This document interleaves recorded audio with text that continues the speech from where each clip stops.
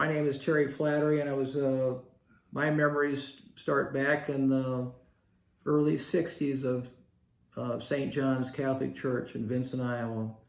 That's where I was an altar boy, and our priest at that time was Father Ed Hayes. He was born in Ireland, so he was hit right away with the Irish people around that area.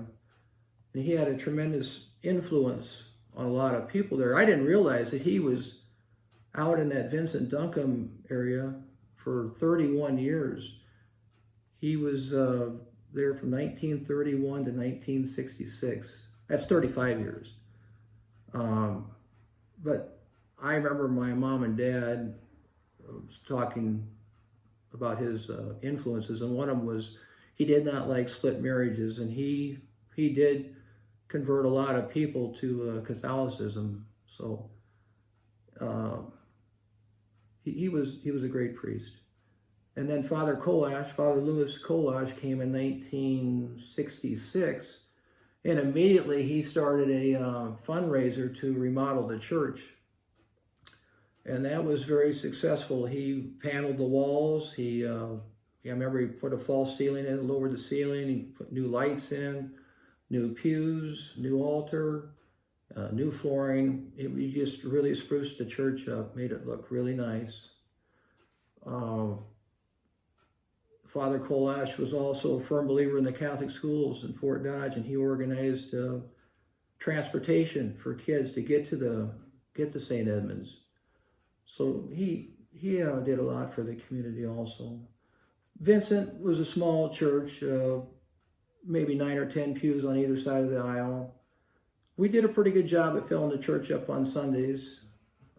If you got there and somebody was in your pew, you knew that they were strangers.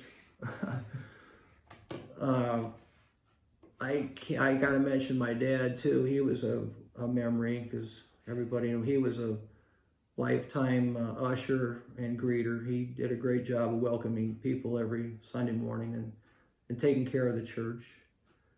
Midnight Mass was a tremendous memory for our family. We went to Duncombe every Christmas for Midnight Mass. And the other thing I remember is when they closed the church in 1994, it was 1 year short of the 100-year anniversary. And it was a cold day in January, and I remember my uncle and aunt they drove from Colorado to be there for that last Mass. And there were other people there that came too for that special occasion.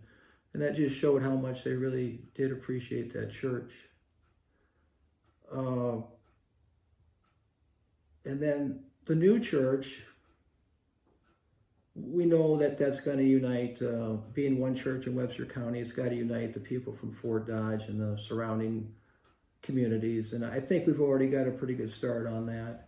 But we need to be one big family now and kind of look out and take care of each other. And I think the other thing for a new church is that it might bring back some of these Catholics that have kind of fallen away. You know, they'll see that structure, and they'll come in and hopefully come into that church and see the beauty of the interior of that church and say that this is where I need to be.